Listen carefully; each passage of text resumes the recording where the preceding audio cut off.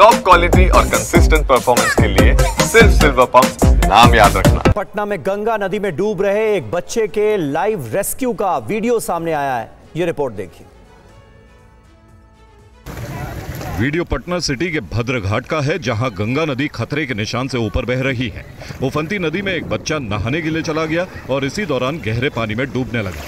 पटना के भद्र घाट पर किसी भी आपात स्थिति से निपटने के लिए एसएसबी के 11 जवानों की तैनाती की गई है। गनीमत रही कि डूब रहे बच्चे पर एसएसबी के जवानों की नजर पड़ गई और तुरंत कई जवान बच्चे को बचाने के लिए नदी में कूद गए, लेकिन पानी का तेज बहाव होने की वजह से बच्चे को बाहर निकालना बेहद मुश्किल हो गया। नहाने के लिए 2-3 बच्चा लोग आया था, तो हमारा संदरी इधर खड़ा है, तो संदरी ने देखा कि इन लोग चलते चलते आगे निकल के एक बच्चा वापस नहीं आ पा रहा था, वो डूब रहा था। तो मैंने संदरी ने क्या किया, उसको वो थोड़ा बहुत दूर चला गया था बच्चा ने, तो लेकिन वहाँ से डूब रहा था। तब क्या हो गया, संदरी ने आके उसको बचा दिया, लेकिन हमारा संदरी को क्या हो गया, इतना करंट है कि गंगा में अभी वापस नहीं ले पा रहा था। बच्चा पटना के गोरहट्टा का रहने वाला है, जो अपने दोस्तों के साथ गंगा नदी में स्नान करने गया था। बारिश के चलते नदियां इन दिनों उफान पर हैं। प्रशासन लोगों से नदियों से दूर रहने की अपील कर रहा है। बिहार में मानसून पूरी तरह से एक्टिव हो गया है। मौसम विभाग ने आज राज्य के 18 जिलों में बारिश को लेकर येलो अलर्ट जारी किया है।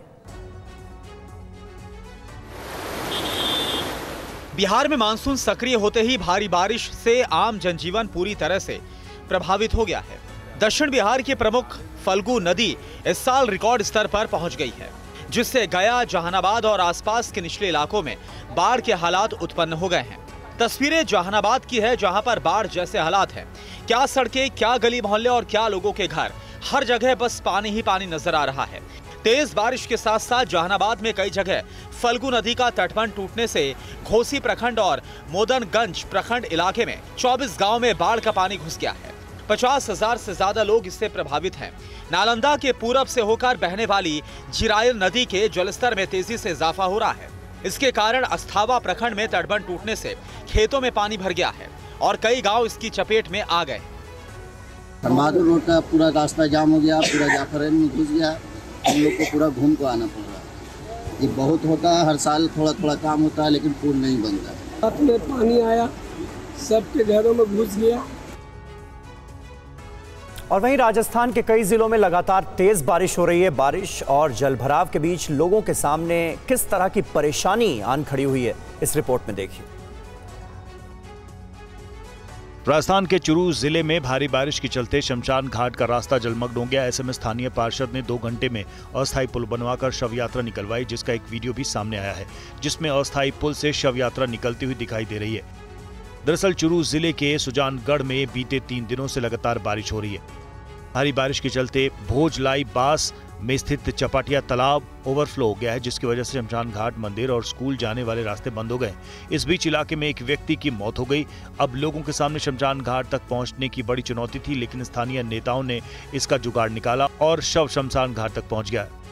इस शव यात्रा में करीब 200 लोग शामिल हुए। बारिश के मौसम को देखते हुए अगले 1 महीने तक इस पुल को रखा जाएगा। अगर देखें तो राजस्थान के चुरू जिले में लगातार हो रही बारिश के चलते जगह जगह जल जमाव की स्थिति पैदा हो गई और इस कारण लोगों को काफी परेशानी का सामना करना पड़ रहा है।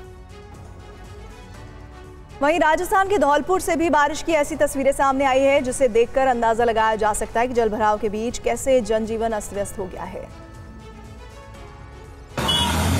सबसे पहले देखिए राजस्थान के धौलपुर की ये तस्वीरें। छोटे छोटे स्कूली बच्चे पानी के बीच आने जाने के लिए मजबूर हैं। बच्चे डरे सहमे हैं। गनीमत है कि बच्चों के साथ उनके परिजन नजर आ रहे हैं, जो बच्चों को पानी के बीच सड़क पार करा रहे हैं। अब देखिए दूसरी तस्वीर, कैसे ये शख्स और एक महिला पानी में फंस गए। स्कूटी बंद पड़ गई, साथ ही स्कूटी का नियंत्रण भी बिगड़ गया। हालांकि काफी जद्दोजहद के बाद ये लोग पानी से निकलने में सफल रहे। अब देखिए ये तीसरी तस्वीर, कैसे पानी के बीच वाहनों की लंबी कतार लगी है। सड़क पर वाहन रेंगते नजर आ रहे हैं। वहीं धौलपुर के पार्वती बांध के कैचमेंट एरिया में ज्यादा पानी की वजह से 5 गेट खोलकर पानी रिलीज किया। फिलहाल 5500 क्यूसेक पानी रिलीज किया गया है। अगर ज्यादा बारिश होती है तो बाकी गेट भी खोले जा सकते हैं, जिससे लोगों की ये परेशानी और बढ़ सकती है। सड़कों पर इससे ज्यादा जलभराव हो सकता है, जिसे देखते हुए लोगों से सावधानी बरतने की अपील की गई है। पुलिस और प्रशासन की टीम भी तैनात की गई है। और प्रयागराज में देर रात से शुरू हुई मूसलाधार बारिश ने संगम नगरी की तस्वीर पूरी तरह बदल कर रख दी है। संगम पर इस समय नजारा ऐसा है मानो कोई समुद्री तट हो।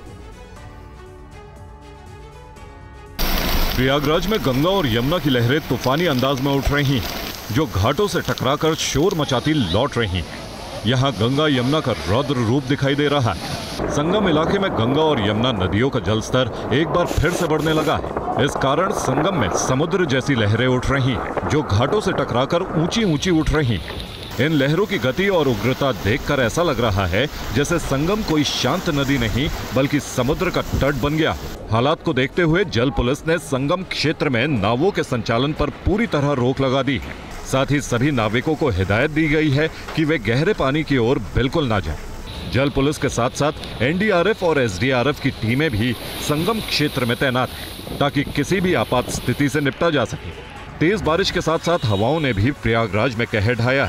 कई जगह बड़े बड़े पेड़ उखड़ गए, जिससे आवाजाही पर असर पड़ा। हालांकि इन सब के बीच प्रयागराज पुलिस पूरी तरह से मुस्तैद नजर आ रही है। लोगों को परेशानी न हो, इसका पूरा ध्यान रखा जा रहा है। मध्य प्रदेश के 23 जिलों में अगले 48 घंटों में तेज बारिश के आसार हैं, जिसको लेकर प्रशासन ने अलर्ट जारी किया हुआ है।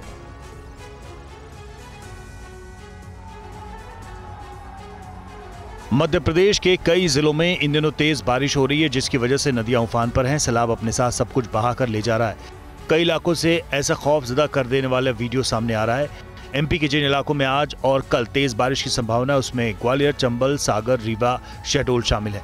बारिश की संभावना को देखते हुए प्रशासन अलर्ट पर है। एमपी में बाढ़ बारिश के बीच हादसों की तस्वीर भी लगातार सामने आ रही है। एक दिन पहले ही मध्य प्रदेश के डिंडोरी जिले से ये वीडियो सामने आया था, जहां दवेरा गांव के पास पानी पुल के ऊपर से बह रहा था। मना करने के बाद भी बाइक सवार युवक यहीं से गुजरने लगा। एक बच्चा भी बाइक पर बैठा था, जिसके बाद बाइक तेज रफ्तार पानी में बह गई। इस बीच ये लड़का तो बाइक से उतरकर पानी के बाहर निकलने में कामयाब रहा, लेकिन दूसरा लड़का बाइक के साथ पानी में बह गया। बाइक पानी में डूब गई और युवक तेज रफ्तार पानी के साथ बहने लगा। पानी का बहाव इतना ज्यादा था कि आसपास मौजूद लोग मदद के लिए पानी में उतरने की हिम्मत नहीं जुटा सके। गनीमत रही कि पानी में बह रहे युवक किसी तरह पानी से बाहर निकलने में कामयाब रहा। और जम्मू कश्मीर में पिछले 2 दिन से हो रही भारी बारिश के कारण अमरनाथ यात्रा को आज रोक दिया गया है। पहलगाम और बालटाल दोनों बेस कैंप से यात्रियों को रवाना नहीं किया गया। देखिए हमारे संवाददाता महराज अहमद की ये रिपोर्ट। मौसम के मिजाज सुधरते ही अमरनाथ यात्रियों के जत्थे जो है वो बेस कैंप श्रीनगर में पहुंच रहे हैं। आप देख सकते हैं कि किस तरीके से यहाँ पे जो है कुछ यात्री हमारे साथ हैं। मैम, आप कहाँ से आई हैं? हम इंदौर से आए हैं। इंदौर से आए हैं अभी, हाँ। क्योंकि यात्रा को आज बिल्कुल रोक दिया गया है। मौसम अभी आहिस्ता आहिस्ता खुल रहा है। अच्छा। क्या मनोकामना रहेगी बाबा से? बाबा से यही मनोकामना रहेगी कि अच्छा मौसम रहे और व्यवस्था सब अच्छी हो जाए, खुल जाए। हमको बाबा अच्छे, हमको 22 तारीख को दर्शन करना है।